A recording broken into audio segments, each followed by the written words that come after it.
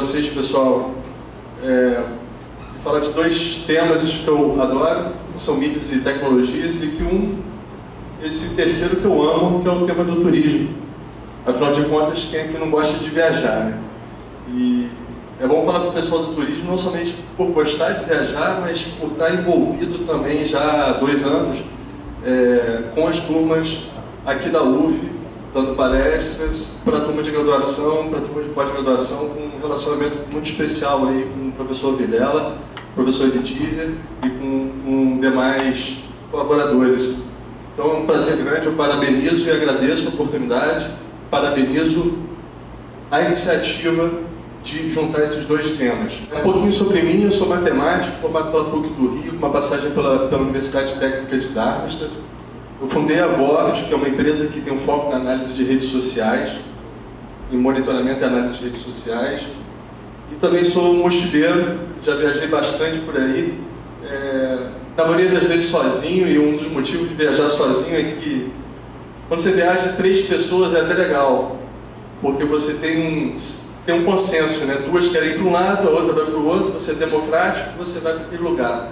Com 2 às vezes dá problema, sozinho é bem bacana, só que você tem uns outros problemas. Quando você decide ir para um lado e de repente pega um trem errado para o outro, você tem um problemão sozinho que você tem que reverter depois. É sempre um grande aprendizado estar viajando por aí. E eu gostaria hoje de dar 3 recados. E antes disso, eu queria contar uma história comparando 2 viagens que eu fiz, uma há bastante tempo, 98, a minha primeira viagem, e a última recentemente. Na minha primeira viagem, eu obtive dados de um amigo que tinha recentemente feito uma Eurotrip, ele me passou vários dados. Eu fiquei sabendo que esses 2 guias eram os guias do mochileiro, Lonely Planet e Let's Go. E na época tínhamos o Yahoo, tinha um diretório, né? E um campo de busca. Então já existia busca na web e vários dados indexados na web. Essa foi a minha fase de planejamento. E eu tive o prazer de conhecer a Travelwoo naquela época. E a Travelwoo, que não existe mais, mas existe uma entrada na internet dizendo que ela foi uma das redes de Hospitality Exchange mais antigas, né, que começou a operação em 97. Então em 98 eu comecei a usar ela. Em 98 eu conheci pessoas, eu fiquei na casa dessas pessoas, depois eu levei pessoas para minha casa, minha mãe ficou louca. Como é que você vai trazer alguém da internet em 98 para a tua casa, né? Enfim, nunca tive problemas com isso, e essa rede chegou a ter 6 mil membros, né? E hoje, quantos membros tem um Couchsurfing ou outras redes de hospitalidade? Na casa de milhões. Então, eu fiquei ontem bastante feliz de ter visto essa entrada sobre a Travelwoo. E hoje é um blogzinho lá sobre hospitalidade, não é nada comparado com Couchsurfing, Airbnb, coisas desse tipo. A fase de fechamento, ela passou por uma figura de uma pessoa que vocês conhecem bem, talvez aqui alguns não, nunca precisaram ir numa rede, né, numa agência de viagem, falar com uma pessoa simpática que você quer ir para algum lugar, você precisa de uma passagem aérea, de uma hospedagem, de alguns outros bilhetes e tickets de entretenimento, tudo feito muito offline, né, com uma pessoa simpática. Eu recebo um bilhete, eu compro esse bilhete, o Eurego Ticket de viagem, e depois eu tenho a minha experiência da viagem, que é com mapas físicos mesmo, comprando ingresso, olhando cartazes, o que está em cartaz, né? What's On in London é uma revista desde 1966, se não me engano, um What's On in London. Essa aqui é uma edição de 66, inclusive, que eu achei na web. Ou seja, nossas experiências iam sendo descobertas muito pelo tete-a-tete. O cara do hotel, o cara do albergue diz o que está acontecendo, é a banca de jornal vendendo What's On in London, What's On in Paris, e ali a gente se informa. Como é que eu iria saber que shows estão acontecendo em Paris, antes de ir para Paris, se eu não tenho web? Porque nessa época eu tinha o Yahoo, que passava longe de indexar as informações que hoje a gente tem no Google e outras redes. Então a experiência era bem diferente. E as memórias, eu sempre tive diários de viagem, eu adorava escrever. Hoje em dia eu perdi esse hábito de fazer isso na mão, né? Mas eu fazia diários de viagem extensos, inclusive, e as memórias, as fotografias eram ainda analógicas. Então a gente tirava foto, trazia aquele monte de rolo, 10 rolos, deixava para revelar, esperava, ia pegar o rolo, pegava as fotos, depois via as fotos, várias queimadas, várias ruins, até escolher as boas. Hoje em dia, nem mais baixar as fotos que a gente quer, né? Tem uma brincadeira na internet que diz que a vida é muito curta para a gente remover o USB com segurança, né? Então a gente quer bater a foto e já ter ela online, via Instagram, via Facebook e tudo mais. Não faz mais sentido a gente baixar, esperar o download das fotos acontecer. Tamanha a rapidez da tecnologia de hoje. Então, para fazer esse contraste, essa é a minha última viagem de março. A fase de planejamento. Claro que houve pessoas envolvidas, só que dentro de vários grupos do Facebook de viagem, grupos do pessoal que estava indo para aquele lugar, que já foi para aquele lugar. O Thorntree Forum, que é um grupo da Lonely Planet, que é um fórum super antigo, que é show de bola, ainda está lá, e com força. Google, claro, diversas sessões do Google, TripAdvisor, Airbnb, né? E, é claro, o Airbnb participando da fase de tanto planejamento quanto fechamento também, porque eu estava vendo preços. Primeiro, eu estava vendo lugares para ficar de graça na casa de pessoas que talvez me hospedassem e fossem legais. Airbnb para ficar na casa de alguém e ficar dentro de uma casa que fosse mais barata do que um hotel. Hotel também. Hostels, sempre uma alternativa, ainda mais em cidades caras como São Francisco. E o Couchsurfing, claro, para tentar algo de graça. Então, a parte de fechamento foi toda online, via e-mail, booking, né, tickets eletrônicos, vouchers eletrônicos, e as experiências elas iam sendo descobertas em uma diversa quantidade de sites que não haviam existido na minha primeira viagem. Então, Foursquare, você está num lugar, você faz um check-in, você olha o que tem ao redor. Você vê avaliações dos restaurantes, avaliações dos hotéis, né, você vê informações sobre o museu, tudo dentro do Foursquare, do Yelp, né, do TripAdvisor. E o Eventbrite mostra os eventos, você pode comprar os tickets, os shows direto aqui dentro do Eventbrite. E os meetups, que tomaram muita força lá fora. E aqui também tem, em São Paulo, uma galera usando. Como é que é o meetup?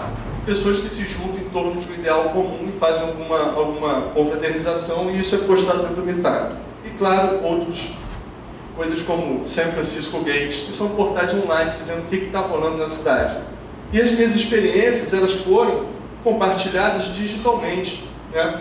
Era um vídeo que eu fazia com a GoPro, eram fotos que eu tirava, tudo isso ia para o Instagram, ia para o Facebook, ia para o YouTube, ia para o Twitter. Então, é um contraste enorme nesses 16 anos que se passaram. Poucas indústrias foram mudadas de forma tão radical quanto o turismo.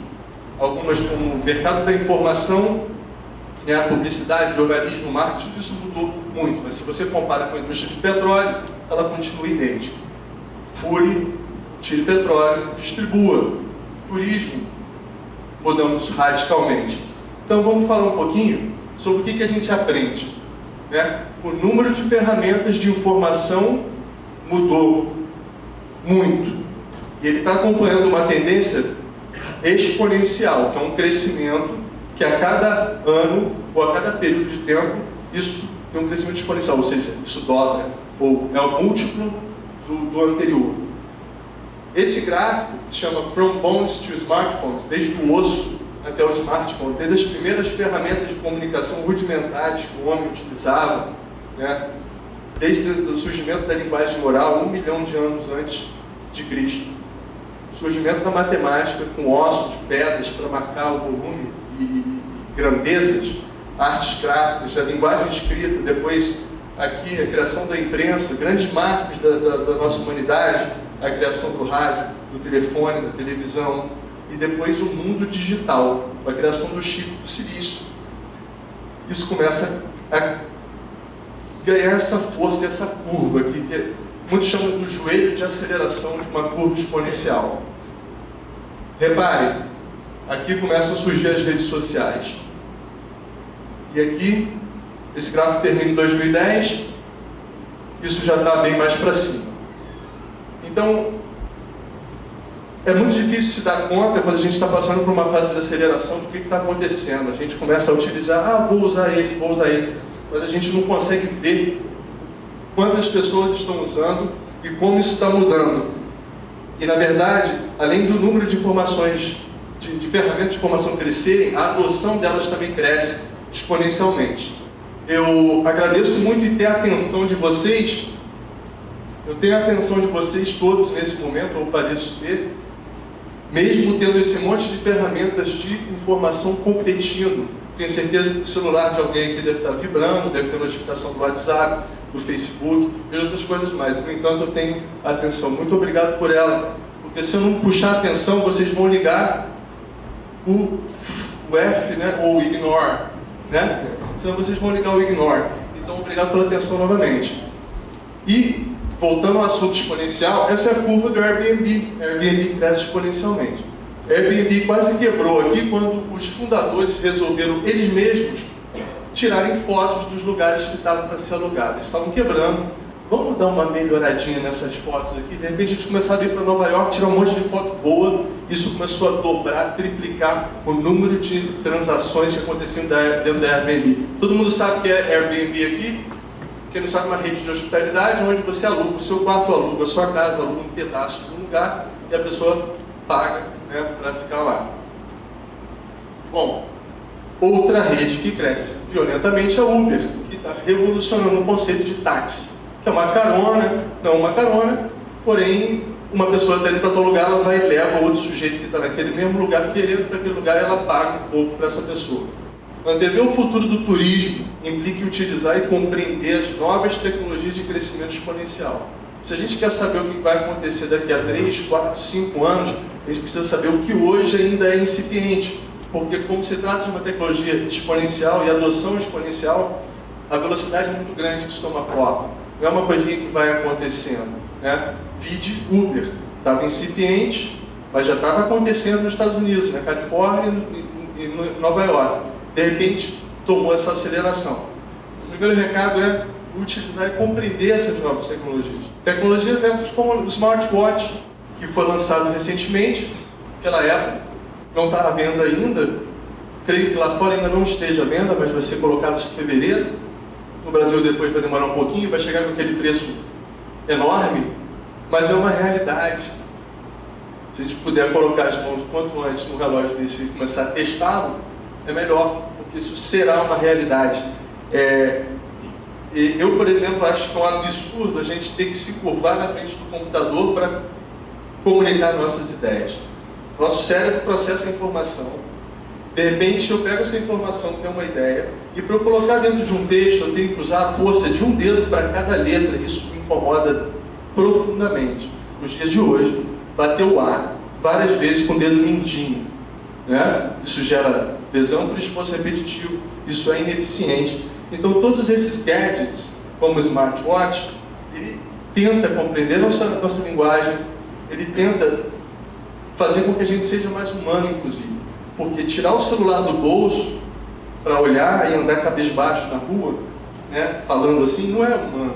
Essas tecnologias como o smartwatch, como o Google Glass, elas trazem justamente de volta, na minha opinião, do ponto de vista mais otimista, ela traz justamente essa humanização. Smartwatch, repare que são só headlines aqui ligados ao mundo do turismo. Virgin Atlantic, Vueling, Expedia, todos se metendo no mundo de aplicativos para o smartwatch. Check-in, notificação de atraso do voo aqui no pulso e coisas que tornam a vida mais prática. E o Google Glass? O Google Glass será o futuro do turismo? Fazer a reserva de um hotel com o Google Glass agora já é possível. Primeira promoção usando o Google Glass. Google Glass para mim é a grande bola da vez. Você colocar Eu tive a oportunidade de experimentar nessa viagem algumas coisas incríveis. Você está com óculos, ele já está aqui, ele está filmando o ambiente, você fala Glass, take a picture.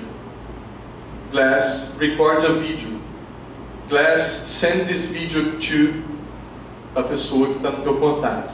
Né? E além disso, ele tem um GPS, então ele tem um sistema de realidade aumentada e ele tem um GPS. Ele sabe a sua posição, ele sabe para onde você está olhando, e aí quando eu viro para lá e vejo o Pão de Açúcar, ele reconhece o Pão de Açúcar e diz, essa é a montanha tal, tem tal altura e tem a história tal, porque ela já tem dados da web, porque a missão do Google é pegar todos os dados e organizar todos os dados da web.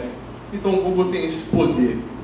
E o Google e a Apple vão continuar brigando por muito tempo. Isso é bom para a gente, que a gente vai ter aplicativos e gadgets mais legais. Google Glass vai brigar muito com o Apple Watch, né? Talvez a Amazon entre na jogada, Samsung está na jogada, e a gente começa a ter esse tipo de coisa. Informações turísticas dos lugares. Aí, se eu estiver andando lá pela Eslovênia, eu não falo esloveno, eu vejo uma placa, eu falo "Please translate this". Aí ele traduz a placa para a minha língua. Então é esse tipo de coisa que eu percebi que pode ser realmente revolucionário no mundo do turismo.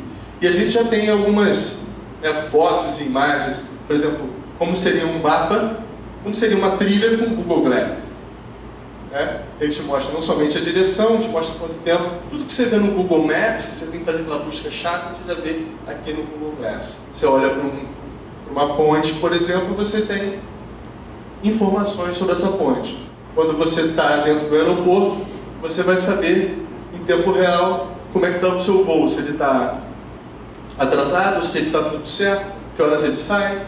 E aqui eu já vi uma coisa bem recente, se não me engano essa notícia é 2, 3 meses atrás. Holidays Please, que é uma agência de Londres, eles estão, a partir de junho de 2014, eles estão emprestando o Google Glass. Então o sujeito está lá querendo fazer um passeio turístico, ele fala, bom, você me dá um cheque calção, se você quebrar, eu vou ficar com esse cheque para mim, mas se você não quebrar, beleza. E aí você vai poder experimentar a cidade, ter uma experiência na cidade com a realidade aumentada do Google Glass. Vi uma outra ação também bem legal de 5 blogueiros na área de turismo nos Estados Unidos que andaram juntos com o Google Glass e foram fazendo a experiência de uma cidade, que também gerou um buzz legal, acho que não está aqui na apresentação. E o que a gente, saindo do Google Glass, andando um pouco para frente, o que a gente pode esperar? Que as coisas não vão parar no Google Glass, e a gente vai rir daqui a 10 anos e falar como é que o sujeito andava com um cubo aqui do lado, com um monitorzinho, e filmando. Então, repara, a adoção começa agora, mas a gente vai ter um momento que a gente vai olhar para trás e ridicularizar o Google Glass. Para a gente ridicularizar o Google Glass, a gente já precisa começar a imaginar o que vai ser. Repara que o Google Glass não é muito bem-vindo também não, tá? Nessa experiência que eu tive com ele, esse colega que estava usando, a gente entrou dentro de uma loja em São Francisco, uma loja de conveniência, o cara chegou e falou, "Take the glass off". Aí eu olhei para ele, por quê? Aí ele fingiu que não era com ele, "Hey, take the glass off". Aí eu, enfim, cheguei, eu comecei a falar em direito, estilo do brasileiro, "It's my right" e tal. Aí, cara, "It's my right to keep you out of my place". Meu direito de não deixar você entrar aqui usando isso. O Google Glass tem implicações muito fortes na área de privacidade. Se eu estou filmando aqui todo mundo, além de eu ter imagens não permitidas, não consentidas pelos senhores, eu posso usar um aplicativo de detecção de face. Então, não somente vou estar filmando, eu vou saber quem é quem, estudou aonde, gosta do quê, qual o perfil no Facebook, tem filho ou não, é casado ou não. Isso é uma invasão, e tem uma invasão de privacidade. Existe um limite aí, uma discussão ética e filosófica muito interessante sobre isso. A tecnologia hoje já está com o reconhecimento de face, uma acurácia extrema. É impossível errar aqui vocês usando um bom algoritmo de reconhecimento de face. Todas as imagens estão dentro do Google ou do Facebook. Então, cabe a nós, existe um lado que é o pessoal que diz, bom, quem não está devendo não deve temer nada. Existe um outro lado que é bem rigoroso, fala, eu tenho direito à minha privacidade. Existe um outro lado que é intrinsecamente mal e que vai usar novas tecnologias para o mal. Então tem todo um debate interessante sobre essa área. Passando do Google Glass, o que eu começo a enxergar, que é uma área que me interessa pra caramba, que é a área de realmente puxar os dados da mente. Então, voltando ao assunto, eu tenho que bater uma tecla para cada pensamento que eu tenho, eu vou no computador e tenho que digitar.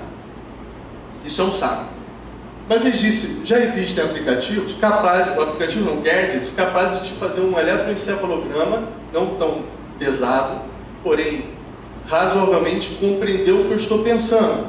Eles já estão no mercado, que se chamam NeuroSky, Emotive e Melon, com APIs de programação, onde os geeks, hackers e nerds podem programar coisas que começam a entender o que o sujeito está pensando.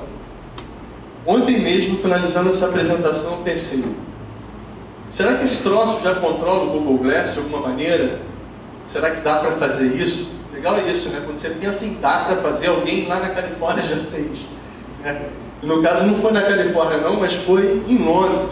O sujeito já acoplou o New Sky com o Google Glass via um aplicativo, uma interface que ele criou, e o cara não precisa mais falar Google Glass Take a Picture.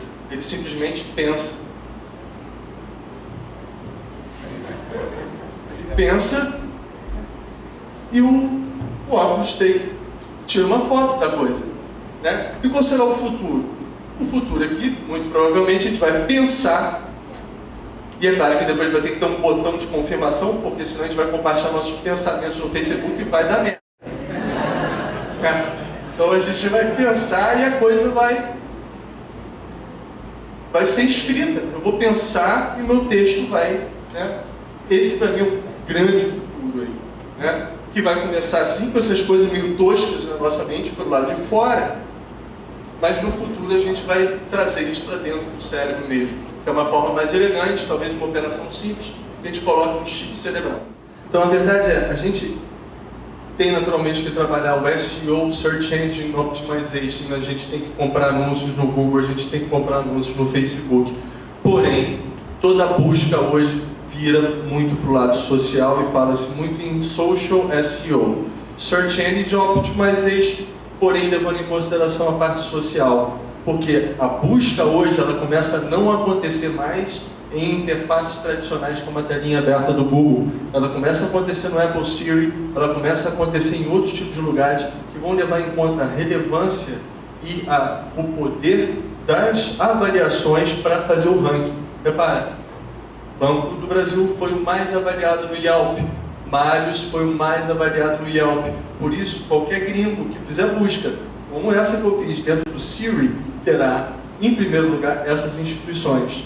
E quando ele tem em primeiro lugar essas instituições, é ali que ele clica, que é uma lei antiga da web, que os 3 primeiros resultados de busca recebem mais de 90% dos cliques. Hoje o turismo é uma das áreas de negócio que se encaixa muito no famoso Solomo, né? Solomo é mais um desses termos de marketing que aparecem por aí, mas eu gosto dele. É igual Big Data, ele é muito utilizado, né? Muitas vezes Big Data, tudo vira Big Data. O Solomo se aplica muito ao turismo, porque o Solomo significa social, é um negócio que intrinsecamente ele está sempre conectando coisas, então você está sempre preocupado com o que alguém falou, que um amigo recomendou. Ele tem esse aspecto social, ele tem um aspecto location, evidente, porque o turismo é all about location, né? E o mobile, porque todos os turistas estão carregando um aplicativo celular com smartphone. Se não estão, estarão, né? Então essa combinação de 3 coisas, ela tem mexido com muitos negócios e o turismo, evidentemente, está encaixado aí também. O turista 2.0, ele é um cara que usa apps. 29%, depois eu posso passar a fonte para vocês de todos esses dados que eu vou passar aqui. 29% dos turistas usam mobile apps para procurar voos baratos. Booking, Decolar, por aí vai. 30% usa mobile apps para achar ofertas de hotéis. Turista 2.0, 85% deles usam smartphone, 72% postam fotos nas redes sociais, 46% fazem check-in ou no Foursquare ou no Facebook. 70% dizem que reviews online constituem a segunda melhor forma de propaganda. 92% afirmam confiar nas mídias espontâneas mais do que em todas as outras formas de propaganda. O boca a boca sempre foi a coisa mais forte de mais valia para qualquer marca e instituição do planeta. Acontece que o boca a boca antigamente ele era muito restrito e lento. Imagine, por exemplo, logo depois da Revolução Industrial, da criação das primeiras empresas, para um sujeito do outro lado do mundo conhecer que aquela máquina da Alemanha era boa. Imagina o boca a boca, a lentidão para aquilo chegar naquele outro lado do mundo, lá na Austrália, para o cara fazer um pedido.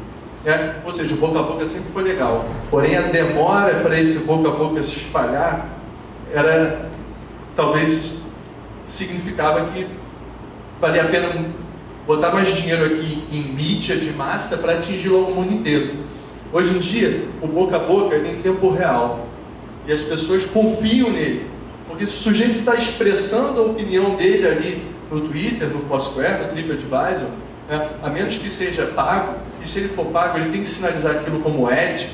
Inclusive no Brasil a gente tem uma regulamentação da CONAR, que se algum blogueiro, se algum twitteiro, se alguma pessoa de influência na rede está fazendo uma propaganda de um lugar, ela tem que sinalizar com #ad, ou de alguma forma dizer que aquilo é um anúncio, né? Caso contrário, ela está infringindo uma regra da CONAR.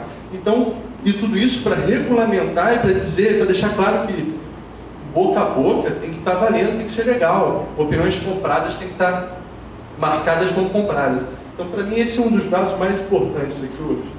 Os consumidores afirmam confiar nas mídias espontâneas, mais do que em qualquer outra forma de propaganda. Compre aqui, voe com isso. Isso já vem falado há muito tempo, tá? Funciona também, mídia de massa.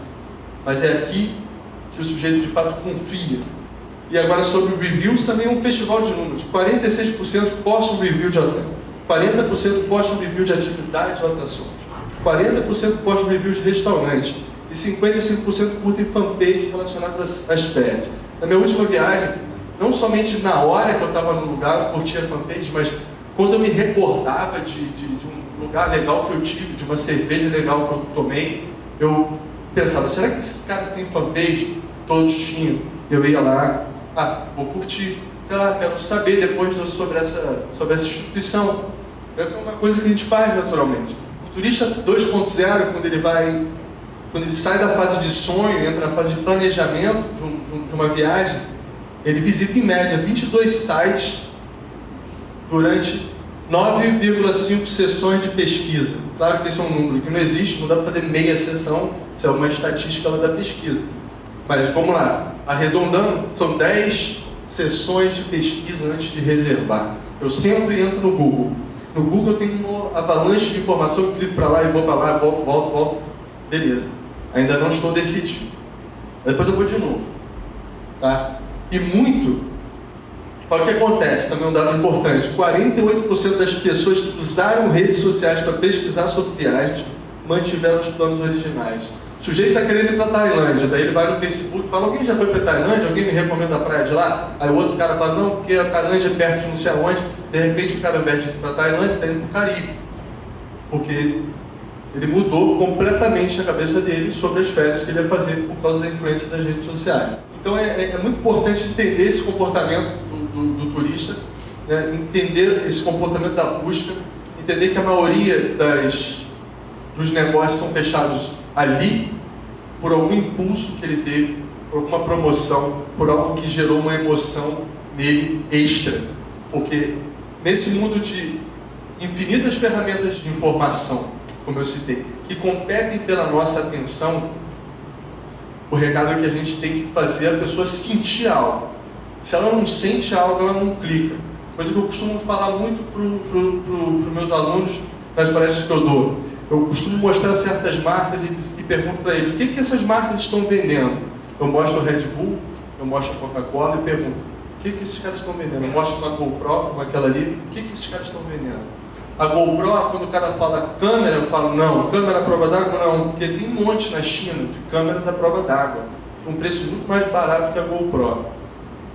A GoPro, ela vende a emoção de ser herói, ela comunica isso, deixa isso muito bem claro. Be a hero. Você não está comprando uma câmera, você está comprando um conceito e um arquétipo, talvez que mais se associa a qualquer homem, principalmente, é o conceito de ser um herói. A Coca-Cola vende felicidade, Red Bull vende asas. E quando a gente começa a entender esse tipo de coisa, quando a gente está fazendo qualquer tipo de venda, é ali que existe algum tipo de emoção associada. Quando existe emoção, essa ideia fica na mente, isso gera algum tipo de impulso. Um outro teste que eu costumo fazer clássico é perguntar às pessoas, onde é que vocês estavam quando as torres gêmeas desabaram? Alguns aqui vão se lembrar. Todo mundo se lembra aqui desse fato? Vocês provavelmente vão se lembrar onde vocês estavam, como é que era a cadeira, como é que era a televisão, quem estava perto, talvez até o que eu estava comendo, bebendo ou sentindo o cheiro, porque aquele fato foi tão emocionante, impactante para a gente guarda tudo isso na mente. Então como é que a gente transfere e traz, tenta fazer isso dentro da web, em pouquíssimos segundos, às vezes uma fração, gerar uma emoção no consumidor, para que ele dê atenção a gente. Essa é a grande arte, esse é o grande desafio que todos aqui têm, quando a gente está falando de negócios web.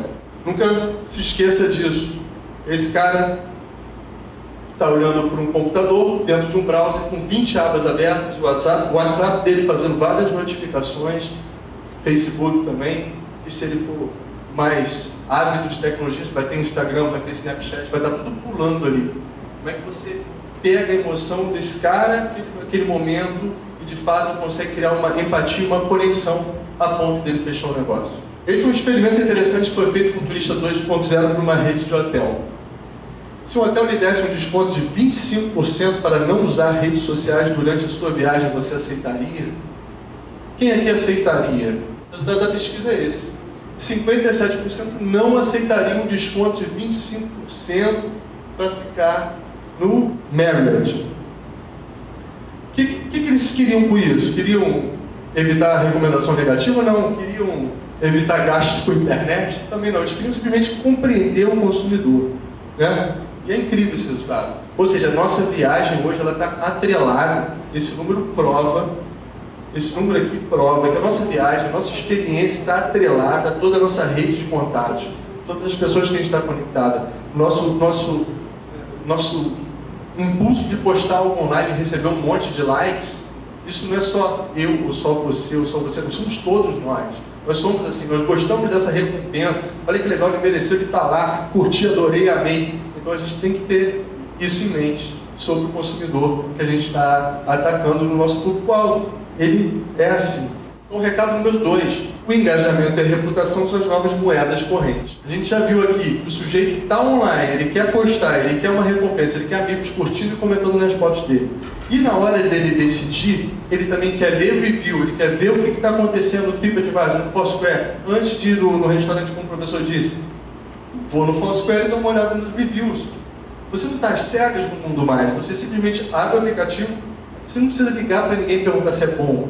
Ali já vai estar, e geralmente, dependendo da quantidade de reviews e avaliações que foram feitas ali, já está bem claro se aquilo é ruim ou se é bom, né? E é claro, tem os meios termos.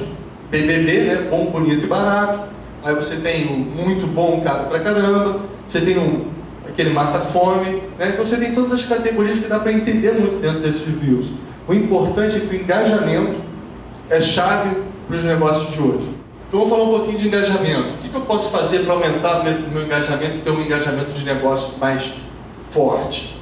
Eu posso incentivar a conversa. Um dado que eu não coloquei ali, mas é que o simples fato de uma instituição enviar um e-mail para hóspedes, né, ou para pessoas que ficam no hotel, no restaurante, dizer o seguinte: você poderia fazer um review no TripAdvisor ou no Yelp para mim? O simples fato dele pedir aumenta a quantidade de reviews enormemente, né? Então a gente está pedindo review, a gente está com vergonha de pedir review, a gente deve pedir review.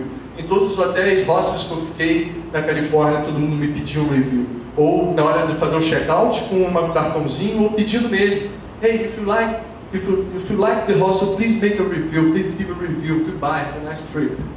Era super legal isso, eu me sentia, né? Foi por isso que eu até entrei no TripAdvisor e fiz o primeiro review da vida, porque eu sou o cara do monitoramento, eu estou sempre lendo o que os outros estão falando. Esse é o meu trabalho. Mas eu, de fato, me cadastrei no TripAdvisor e fui lá deixar o meu review. Nunca tinha feito um.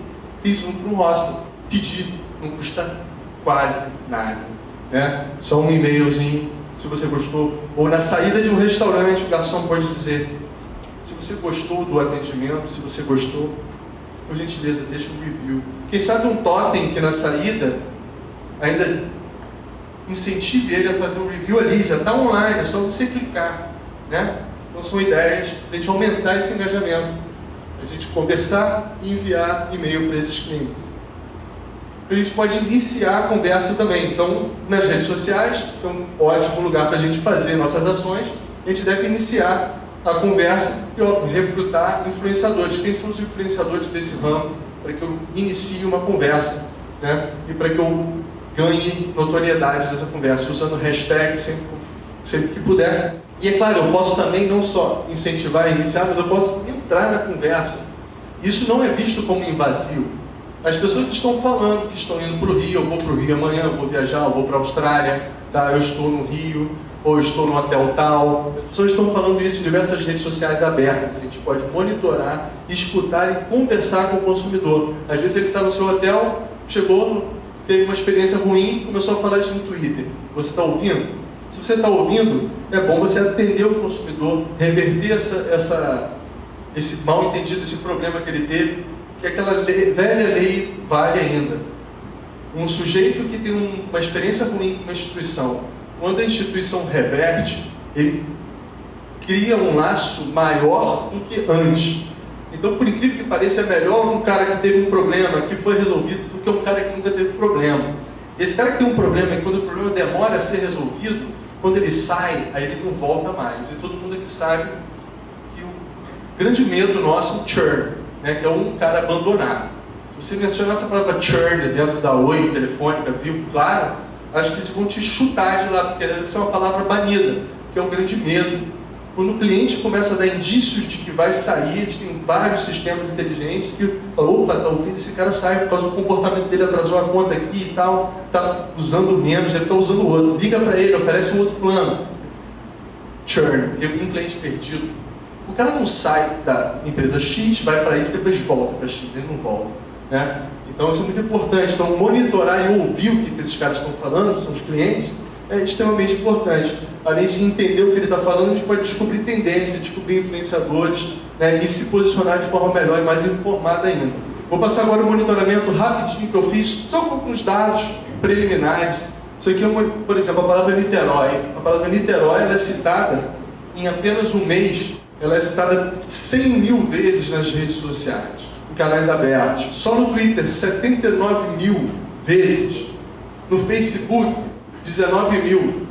19 mil é um número pequeno, porque o Facebook tem um problema grave ligado à privacidade, então ele não passa todas as informações, nem todas são públicas, por aí vai. Eu estimo que aqui o volume de menções está na casa de 200 a 300 mil, mas o que eu consegui obter publicamente são 19 mil. 1,6 mil fotos no Flickr, 610 menções em blogs. Isso sobre Niterói no mês, né? Isso é um subsídio muito grande para entender qual a percepção da imagem, o que as pessoas estão falando, quais são os influenciadores, quem mais fala, quem mais reclama, entender a opinião da população sem ter que gastar uma grana enorme que seria trazer, imagina, trazer todos vocês para uma sala, fazer uma pergunta sobre o que vocês acham de Niterói. Isso tem um custo enorme, mas monitorar e ouvir, analisar esses dados não é tão custoso assim. É claro que para entender eu teria que fazer uma análise, eu fiz uma análise dentro de Niterói. Eu tenho esses dados, a gente pode fazer isso depois, caso alguém aqui tenha interesse. Que é de fato analisar, clusterizar, descobrir tendências, descobrir influenciadores, tudo isso a gente consegue fazer. Mas esses são dados preliminares só para mostrar o volume muito grande, mais do que Búzios. Búzios teve, no mesmo período, 60 mil menções. A expressão vou viajar. Eu coloquei dentro da plataforma a expressão vou viajar. Repare nos números. 14 mil menções só num período de 10 dias, 11, 12 dias. Ou seja, mais ou menos 1000 por dia do sujeito dizendo que vai viajar. Esse cara que vai viajar, ele não teria nada contra receber uma mensagem dizendo: oi, você vai viajar? Você já possui a bolsa tal que é impermeável, que você usa em tal lugar, assim, e faz isso e aquilo outro. Ou vou viajar para o Rio, você quer conhecer tal lugar no Rio? Você pode conversar. Das ações que eu já fiz em redes sociais desse tipo, uma em 1000 pessoas reclama, ou seja, ninguém. No começo eu achava, pô, será que o cara vai achar invasivo? Nada de invasivo. O pessoal agradece, se ele não quiser ele fala valeu. Porque rede social é assim, ele está expressando, ele vai até gostar da dica que você está dando para ele. Tá? Curioso aqui, uma investigação muito preliminar de 14 mil menções. Pela primeira vez eu vi isso aqui acontecer. O Rio de Janeiro passar São Paulo num termo que é bem genérico. Rio de Janeiro passa São Paulo quando é praia, né? Quando é final da Copa, quando é Olimpíada, que é no Rio. Mas qualquer outro termo que eu monitore, São Paulo está maior. Interessante que o Rio, ou seja, o que a gente ainda tem de insights preliminares sobre o comportamento do consumidor. Dos que falam vou viajar na web, o carioca tem mais tendência a expressar isso, e não somente isso, mas as mulheres cariocas têm maior tendência a falar. Então, a gente pode pensar em criações específicas sobre pessoas que estão Hashtag vou viajar. Isso me veio na cabeça agora. Rio de Janeiro, junto com mulheres. Vamos engajar mulheres cariocas que estão indo para viajar para algum lugar. Uma agência pode fazer uma ação desse tipo. Esse é o tipo de dado que o monitoramento traz para a gente. Eu vou mostrar aqui um monitoramento rodando dentro de plataformas. Essa é uma plataforma que a gente representa aqui no Brasil já há 3 anos, que é a Uberview. Ela foi comprada pela Hootsuite. A gente ainda tem esse negócio em operação. No caso, a palavra é turismo. E é claro que eu estou filtrando em português, porque senão tem um volume grande em espanhol. Por exemplo, Embratur, Brasil ganha prêmio de turismo responsável. Aqui a gente vê uma timeline com todas as menções, né? Aqui no período, deixa eu aumentar o período para 1 mês. Em 1 mês são 48 mil menções, tá? Sobre turismo, em português. Né? E aí a gente pode ver quais são as principais cidades, quais são as cidades mais citadas. Isso aqui é interessante, Porto Seguro e Porto Alegre apareceram mais dentro desse volume de dados. Esse aqui é um tag cloud, né? Ele mostra uma análise preliminar do que tem ali dentro. E aqui eu posso, por exemplo, ler essas menções, é claro que são muitas, mas eu posso filtrar, né? Igual eu vou fazer agora esse filtro aqui. Ó. Por exemplo, aquele ali é do Ministério do Turismo. Eu poderia fazer um retweet ou fazer um reply agora, dentro da plataforma. Né? E essa plataforma Vortex que a gente desenvolveu, a tecnologia proprietária, que é justamente para tratar volumes grandes de informação. Em 30 mil menções, não dá para eu ficar olhando uma por uma. O que ele faz é mostrar as curvas dentro, na linha do tempo, cada cor é um assunto. Até o de Londres cria quartos de, sei lá, Harry Potter. Seca no Mar de Minas causa, Mar de Minas entre aspas, causa perda. Isso aqui é sobre o projeto espacial, sobre aquele acidente que teve, né, a Virgin. Museu funerário reabre na Áustria com caveiras, coisas de países que não tem praia, né? Museu funerário. Enfim, o dono da Virgin promete manter o projeto espacial, tudo ligado a turismo, né? Nessa semaninha. Zoológico do Chile coloca turistas em jaula, também países que tem pouca praia. Ministros discutem inovação no turismo. Aí eu cliquei nessa, aí eu vou lá para notícia. Então eu consigo ver as principais, vejo ministros discutindo inovação, pessoal, que legal. Estamos falando aqui a mesma língua.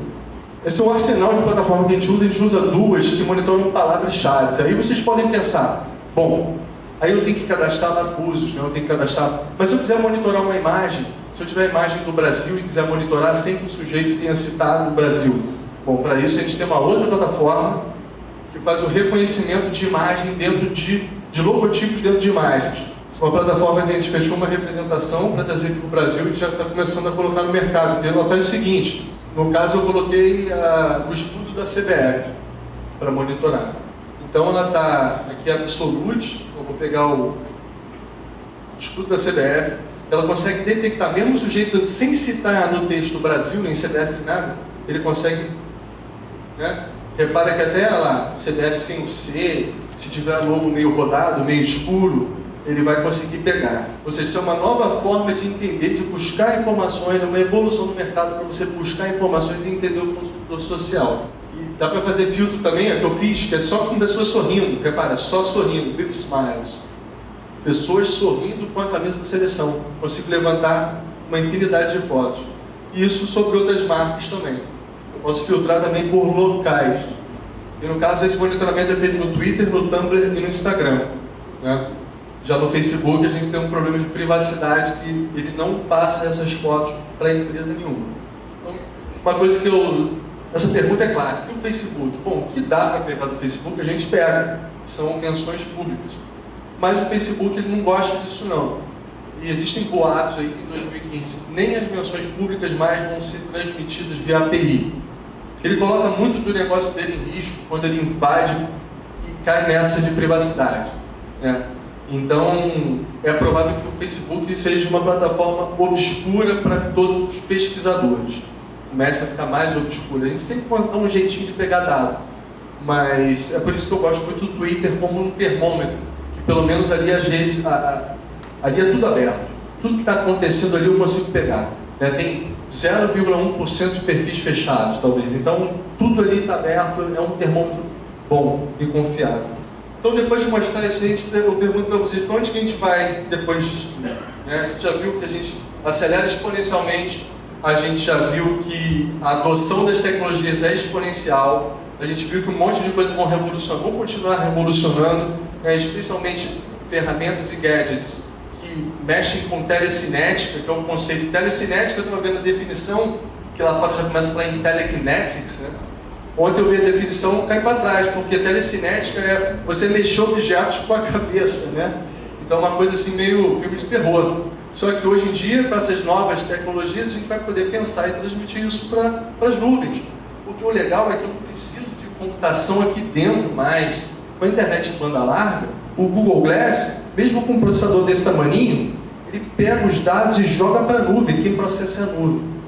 Quem processa hoje é a nuvem. Então, a gente está se transformando num ser cyber híbrido, né? A gente é online e offline ao mesmo tempo. A gente tem uma fusão junto com várias tecnologias. E essas coisas são apêndices do nosso corpo, cada vez menos separáveis da gente.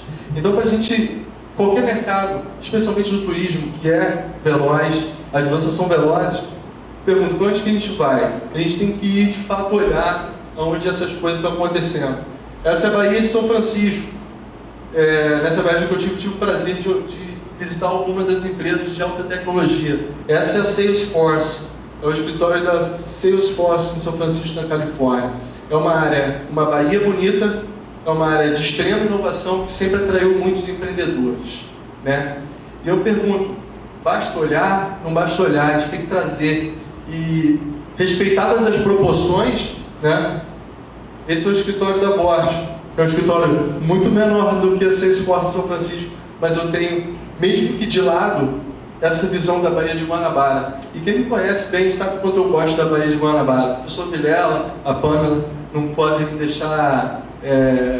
não sabem que eu não estou mentindo aqui, porque eu remo nessa Baía 2, 3 vezes por semana, né? Enquanto alguns amigos falam, porra, você vai cair na Baía de Guanabara imunda. Vou sim, nunca me aconteceu nada. Às vezes a água está Caribe, às vezes está um lixo, tá? Mas eu caio e valorizo, porque eu acho que essa Baía é extremamente bonita. Se vocês saírem aqui, eu peço que todos, quando sairmos daqui, dá uma olhada para a esquerda, o que é isso aqui. Então a gente tem que ir lá para fora, sim. A gente vai para lá e olha aqueles lugares. Eu acho particularmente a Baía de Guanabara muito mais bonita que essa Baía aqui. Turismo, empreendedorismo, inovação devem andar de mão dadas. Por que a gente é muito privilegiado? Porque a gente tem centros de pesquisa, instituições acadêmicas de altíssima qualidade aqui nesse estado, especialmente no Rio de Janeiro e Niterói, como um polo. A gente tem isso aqui, esse mar de coisas lindas aqui perto, tá? E a gente tem um espírito empreendedor que o brasileiro já tem. Então, quando a gente faz essas coisas andarem de mão dada, tá? O turista que veio para cá no Brasil a negócio, qualquer pessoa em viagem de negócio não quer fazer só negócio. A pessoa quer ter um mínimo de visão de coisas legais ou experiências bacanas. Então, o sujeito que vem a turismo para fazer negócio, turismo de negócio, quando ele se depara com um ambiente legal e com infraestrutura legal, ele vai chamar outras pessoas. Então esse é um turista muito qualificado, um turista inovador, um turista que traz empresas da Califórnia, não somente para São Paulo, mas que começa a pensar o Brasil como um todo, começa a entender o Rio de Janeiro, começa a querer bases aqui, tá? Por outro lado, o sujeito que vem a turismo sem ser a negócio e de repente se depara com, além dessas coisas lindas que a gente tem, com uma infraestrutura bacana, de repente ele fala para um amigo dele, ei cara, porra, vai lá no Rio, porque no Rio tem internet de banda larga rápida, porque no Rio tem um monte de aplicativos mostrando como a cidade funciona. Daí ele começa também a trazer outras pessoas qualificadas. Turismo, empreendedorismo, inovação. Isso anda de mão dada. Obrigado pela atenção, vou abrir para perguntas.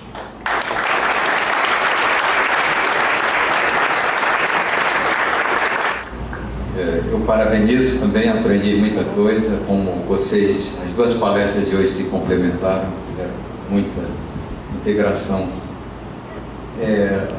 Eu acho que uma das vocações do Rio seria o turismo das pequenas cidades. A gente capacitar essas populações, por exemplo, a receber turista social, estudantes. Como é que você vê como a gente incluir pequena cidade, que se não pode ficar excluída dessas novas tecnologias e não entrar nesse turismo sustentável e inteligente. Então, como a gente poderia pensar num projeto de capacitar e empoderar essas cidades? Eu sou o coordenador desse centro aqui, meu nome é Damasceno. Bom, muito obrigado pelo elogio, primeiramente, e a pergunta é excelente. É fácil falar aqui que a gente está no centro, que a gente está vendo coisas fantásticas, a gente já conhece o Rio, a gente já se acostuma com o Rio e Niterói, mas quem conhece também um pouquinho, minimamente, o estado e destinos como São Pedro da Serra, que eu tive recentemente pela segunda vez, um lugar que eu amo, que você vê que é extremamente pequeno, e outros destinos similares, cada um com a sua característica regional. Essa é uma pergunta extremamente estratégica. Eu creio que o e-learning, né, é muito complicado. Eu creio que o e-learning é o futuro. É muito complexo a gente realizar esse tipo de eventos em cada uma dessas, que seria a melhor das hipóteses. A melhor das hipóteses, a gente teria um seminário de turismo e tecnologia em todos esses lugares, mas é impossível. E a gente está tendo live stream do evento, desse tipo de coisa, utilizar esse tipo de ferramenta de informação e fomentar o e-learning, fomentar até a formação via web learning, aprendizado virtual. Claro que a gente pode ter provas e pode ter uma coisa mais rígida que seja presencial, que exija a pessoa estar presente, mas eu creio que nesse caso o e-learning será essencial, pode ser uma boa ajuda aí, né, nesse tipo de projeto. É claro que a gente está além do e-learning, criar um grupo, não basta fazer um stream e falar assista aí. A gente tem que ter tutores treinados também para estar capacitando outras pessoas que regionalmente possam dar uma consultoria, um apoio, né? Mas a disseminação da informação usando essas novas tecnologias, para mim, é um ponto que pode ser muito útil. Vou fazer uma provocação aqui. Você falou muito do Twitter, né? E o Twitter, ele entra lá na caixinha das redes sociais, mídias sociais, mas ele tem aquele outro nome que é um microblog, né? Ou seja, pequenos comentários e tal. E assim, eu acredito no conteúdo, que tem muito conteúdo aí, tem muita informação ali. A gente estuda aqui, analisa sentimentos e sabe que tem informação para buscar de lá, mas para mim ao mesmo tempo é paradoxal, porque eu, por exemplo, não publico no Twitter, né? Eu estou nas redes sociais, eu uso uma opção de coisas, e eu e os amigos, as pessoas que eu conheço não publicam. Você tem muito ali no Twitter, né, essa ideia do microblog, do blogueiro mesmo, né? De pessoas que têm um perfil de divulgar informação, né? Então o Twitter funciona muito como uma fonte de informação, mas o perfil das pessoas que estão ali. Você viu que você pensou alguns exemplos ali, era o Ministério, né? Ou Embratur, tem o perfil da empresa que está jogando informações ali. Então eu sou usuário do Twitter, me conectando para buscar informações, de vez em quando eu vou lá e aí, pô, uma coisa que eu não sabia e tal. Mas eu vejo menos coisas pessoais, né? E ao mesmo tempo você também usa a tua ferramenta em cima do Twitter para fazer uma análise de mercado, mesmo para buscar informações do consumidor. Mas muitas vezes esse consumidor, eu te pergunto, não está fora do Twitter, não está nas redes específicas, né? Como é que ficam as redes específicas aí, como, por exemplo, assim, os comentários de Booking, os comentários de TripAdvisor e tal? Você inclui isso também nas tuas análises? Vamos lá, ótima pergunta novamente. Todo tipo de pesquisa que a gente faz, a gente tem que ter o cuidado, né, de saber que o Twitter não representa toda a população, né, que é um pedaço da população que está no Twitter. Ela tem um perfil mais jovem do que a população em geral. Então a gente, para fazer qualquer pesquisa de mercado que inclua o Twitter, você tem que levar em consideração que o público é diferente, tá? E que isso tem um crescimento, né? Se fosse em 2009, o Twitter está crescendo assim. Então, se eu colho os dados em junho, julho já tem outro dado. Então, isso é uma coisa que tem que sempre levar em consideração. O público é mais jovem, tá? Facebook representaria mais, só que a gente não consegue os dados, a gente tem que viver com isso. Evidentemente, em qualquer trabalho relacionado ao turismo específico, a gente tem que incluir outras redes, como TripAdvisor, Foursquare e outras redes, Yelp, por exemplo, check-in, de review. Então, dependendo do projeto, a gente deve incluir isso sim. Nosso foco é mais analisar redes públicas de forma geral, como Twitter, Facebook, os dados que dá para obter, Google+, até Yahoo Respostas, YouTube, Flickr, Picasa e uma série de outras redes. Nosso foco principal no Twitter se dá mesmo a gente não usando, eu também não uso muito não. Tudo que eu posto no Facebook vai para o Twitter, automaticamente. No Twitter eu consumo mais do que eu posto mais no Face. Mas mesmo assim, só durante o primeiro dia do Rock in Rio no ano passado, foram 1 milhão de tweets. Eu diria que uns 800 mil no Brasil, em um dia. Né? Então o Brasil é a segunda maior população dentro do Twitter. A gente já acha que tem lá 30 a 40 milhões de pessoas dentro do Twitter. Vamos fazer um experimento rápido. Quem aqui tem Twitter? Quem aqui usa o Twitter só por causa da lei seca-RJ? Então quem aqui não usa só por causa da lei seca-RJ, usa para coisas normais e tal. Você vê que lei seca-RJ é uma rede bem influente aqui. Né? O pessoal sabe ou não se pode pegar aquele caminho. Mas a gente tem. Agora, quem aqui não tem Facebook? Pode levantar. Né? Brigou com o marido ou namorada? Problema conjugal, às vezes acontece, a pessoa some, volta de novo depois, ou não, nunca teve? Parou um tempinho, né? Mas, enfim, o que a gente está vendo aqui é que 100% possui Facebook, praticamente 100%, seria 99,5%, talvez 99%, e já o Twitter é, né, 30%, 35% que possui, 20% usa, mas são dados que são os únicos que dá para viver com eles. Então, gratuitos, quer dizer, tem custo de ferramenta e tal, mas é muito mais barato do que uma pesquisa de mercado tradicional como focus group. Espero ter respondido. Assim, quando é algo relativo ao turismo, quando a gente precisa, de repente, ter que monitorar uma outra rede, a gente vai, cria um aplicativo, ou puxa na mão, mas nosso foco hoje é muito Twitter e Face. Obrigado. Bom, boa tarde já não, né? Boa tarde a todos. Primeira intervenção no seminário, Rubens Branquinho, estou como diretor de turismo, né, da Neltur. Eu preciso fazer essa saudação e parabenizando aí o professor Eduardo Vilela e todos os organizadores, sobretudo a Faculdade de Turismo e Hotelaria, por esse seminário de fundamental importância e, mais do que isso, uma conectividade com as políticas públicas que estão sendo desenvolvidas no Brasil, sobretudo com o Ministério. Não é à toa que o ministro sai de São Paulo, vem para cá para ficar 1 hora numa abertura e depois volta para um outro compromisso em São Paulo, para além da importância da universidade, né, isso a gente não precisa falar aqui, mas, sem dúvida alguma, o tema foi um fator preponderante para ele priorizar essa agenda e estar aqui presente. Então, está aqui vários estudantes, pessoas que trabalham nessa área, essa é a grande demanda. A gente tem se esforçado e tentado estar usando mais essas ferramentas, né? Inclusive, quero conversar com o Braulio e vou anunciar aqui assim, publicamente. A gente vai lançar, já era para ter lançado, a gente segurou um pouco, mas vamos lançar aí nos próximos 15 dias, uma campanha de marketing digital da cidade e retrata um pouco isso. É que eu já não conhecia essa ferramenta, né? E aí a gente quer incluir esse processo de ter já esse mapeamento que vocês fazem, e nós vamos trabalhar, já foi contratada uma agência que trabalha essa questão do marketing digital diferenciado, e o foco vai ser aproveitar o orgulho do morador, a autoestima do morador de Niterói como uma ferramenta de divulgação da própria cidade, né? O orgulho de ser Niterói, e a gente vai fomentar isso, né, com um trabalho profissionalizado, de forma que a cidade é uma cidade conectada, é um dos maiores índices de inclusão digital do país, né, do ponto de vista de pessoas e a conectividade com o computador e com a internet.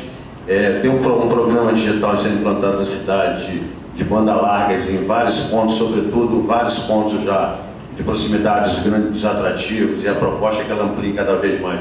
Já tem acesso à banda larga. A gente vê um processo como esse. Eu assisti também em Gramado, na abertura do Congresso do Festival de Turismo, uma palestra do ministro, que me parece que ele é um grande expertise nessa área. Então, embora não seja na área, ele fez uma apresentação de muitas das coisas que eu vi aqui. É claro que aqui tem muito mais um conteúdo acadêmico e tudo mais, mas ele colocou isso. Então isso é importante, ter um ministro que, para além de estar conectado, né, com o futuro, com a necessidade, ele tem conhecimento, né, e um defensor disso. Mas a gente precisa avançar muito em algumas questões, coisas, por exemplo, quando a gente está discutindo coisas muito mais avançadas, a gente vai numa feira, eu estou falando isso que eu tive dificuldade nas duas feiras, na ABAV e agora em Gramado, a gente não tem uma banda larga acessível, né, para os visitantes, que as pessoas estão ali vendo a feira, conhecendo. Tinha uma dificuldade de trocar e-mails para organizar essa questão da vida do ministro, que a gente conseguiu conciliar uma outra agenda importante para a cidade. E aí você não tem acesso, você não tem a conexão, né, nos espaços, né? Então acho que quando a gente discute isso, essa é uma questão bem mais avançada, traz à tona a obrigatoriedade da gente ter, né, ferramentas, de ter acesso a tudo isso. Queria parabenizar também esse trabalho que a Faculdade de Turismo e Hotelaria está fazendo com o Instituto de Computação, né? Isso é uma parceria essencial, e dizer que Niterói, né, assim, o município está totalmente disposto nessa parceria, da gente incentivar o que for possível, da gente apoiar o que for possível e também da gente servir como um laboratório importante, já que é uma cidade que tem já um potencial de conectividade, potencial já desenvolvido. Aqui a gente pode trabalhar, todo esse trabalho ser implementado aqui na cidade para que seja referência, que por que não Niterói se transformar, né, num destino moderno, conectado do país, e isso servir também como um atrativo, né, como vias de trazer turistas para a nossa cidade, né? Agradecer muito aí essa organização de seminário, que eu acho que vai ser um marco do ponto de vista do estreitamento das nossas relações, de ações mais concretas, ações mais práticas para fomentar o turismo. E, Braulio, acabando aqui, a gente precisa conversar para a gente usar essa ferramenta ainda, já que o processo já está, o conceito do marketing está pensado, mas a estratégia dos caminhos a serem, dos veículos e tudo mais, a gente pode ainda estar acertando, né, azeitando com esse seu monitoramento. Tá? Legal, vou saber. E é justamente isso, a gente sempre a gente coloca o monitoramento fora do marketing, ou não fora, porém, a gente não faz ações, por mais que a mão coce para falar, vamos fazer, a gente não vira uma, então a gente não é agência. A ideia é sempre dar subsídio, né, e monitorar de fora o que está acontecendo e uma ação da agência, ou enfim, tentar ajudar a agência, não competir com ela dizendo como deve ser feita a ação, porque não é o expertise nosso. Nossa expertise é, de fato, a análise. Alguma mais? Oi, Bruno. Bom dia, boa tarde já. Boa tarde. Meu nome é Osiris. Essa coisa do Facebook, né, voltando ao Facebook, que eu acho que seria uma ferramenta ainda mais precisa, digamos assim, já que, como você viu, quase todo mundo tem Facebook.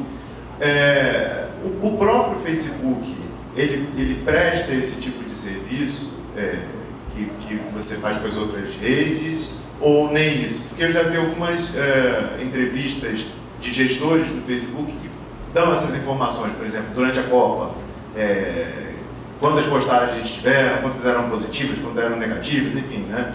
O próprio Facebook faz esse tipo de trabalho ou também não? Você sabe dizer? Volumes, creio que não seja problema nenhum eles divulgarem. Sentimento, eu não vi essa informação. O sentimento automatizado, para quem aqui não conhece, trata-se da ideia de detectar dentro de um texto se ele é positivo ou negativo em relação ao que você está monitorando.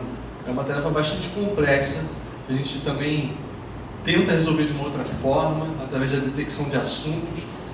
IBM também tenta, Google também tenta. Essa é uma área muito sutil, muito interessante. Dá para pegar sim. O problema do Facebook, e até um ex-sócio da empresa hoje ele está dentro do Facebook, conversando com ele, ele falou: Braulio, o Facebook não tem nenhum interesse em vender dados, como o Twitter hoje vende, e em criar modelo de negócio em cima dos dados. Então o Facebook tem uma missão muito diferente do Twitter. O Twitter também tem a missão de conectar pessoas, mas eles desde o começo tiveram uma API aberta, permitindo várias integrações e monitoramentos. Eles nem podem pensar em sequer fechar isso, porque o Twitter, se ele faz isso, ele pode morrer. Já o Facebook, como ele criou uma ferramenta para conectar pessoas e conectar tio com sobrinho, pai com filho, amigos distantes, ele esbarrou muito rápido na questão da privacidade. O Twitter nunca teve isso, ele sempre foi uma rede aberta. O Facebook sempre ficou ali, né, andando no fio da navalha. Se ele mexe um pouquinho para cá, ele pode criar um problemão, como ele criou quando ele fez uma experiência com os posts negativos e positivos. O que ele fez? Ele queria ver influência dentro do sujeito na timeline quando ele começa a ver coisas negativas. Eles fizeram uma experiência, se vocês buscarem Facebook Research Negative, cara, isso gerou um buzz horrível sobre a marca, sobre o Facebook. Essa experiência que eles fizeram. Na verdade, eles não queriam fazer uma experiência para o mal. Eles queriam só saber como o consumidor reage quando ele começa a ver na timeline dele notícias mais ruins do que boas, ou melhores do que ruins. Eu só sei que essa experiência, por ter feito isso, por ter mudado a timeline das pessoas, eles criaram um buzz muito negativo para a marca. Então eu creio que eles vão se limitar cada vez mais a o que eles fazem com os dados e dão para a gente saber. Internamente, evidentemente, eles têm acesso a tudo, né? Muito embora deve ser anonimizado o sistema, eles sabem muito bem o volume, quantas menções sobre qual coisa, inclusive sentimento, mas eu creio que eles vão guardar isso sempre para eles, justamente para não arriscar, não colocar em risco o modelo de negócio deles, que está muito intimamente ligado à privacidade. Oi, boa tarde. Boa tarde. Meu nome é Fernando, eu sou aluno do curso de turismo aqui da UF. Eu queria perguntar sobre o começo da palestra, que o senhor comentou sobre planejamento, a experiência turística e tudo mais. Eu pensei, o senhor não acha que a utilização desses Google Glass, o Eurosky, poderia de alguma forma atrapalhar um pouco a experiência turística? Atrapalhar a experiência mesmo, né? Do cara vivenciar. Essa é uma ótima pergunta. E é aquilo, né? Tem aqueles memes, aquelas brincadeiras na internet. O sujeito está lá filmando o show, né? Ou tirando foto do show, ele está vendo o show, né? Ou o cara está subindo o Pão de Açúcar e ele começa lá, famosos por isso são sempre os turistas japoneses, né? Que sempre carregaram as principais máquinas, né? Aquelas gigantescas com as melhores telescópicas e tal. E será que esse cara está experimentando de fato a essência do turismo, ou ele está só tirando recordações? Essa é uma ótima pergunta, né? É claro que atrapalha, às vezes o sujeito é incapaz de sentir alguma coisa que está acontecendo, que está aqui na cara dele, porque ele está preocupado em ficar fuçando os gadgets e ajustando para tirar a melhor foto, tá? Eu acho que eu sou o cara chato das viagens. A última que eu fiz com 2 amigos, eu era o cara que tinha que sair com um monte de parafernália, sabe? Google Pro, GoPro e câmera e bateria extra para filmar, e eu era o chato da viagem, então eu atrapalhei essa um pouco. Mas também eu tive várias imagens, aí depois o pessoal bravo, manda aquele vídeo, você editou, você que fez. Então assim, é uma faca de 2 gumes a tecnologia, né? Ela usada muito de menos, você fica com uma recordação só na sua mente. Você morre, ela se vai. Usado demais, você vai ter um monte de recordação, porém você não experimentou de fato, né, naquele momento. Então tudo é o balanço que deve definir, mas a pergunta é muito boa.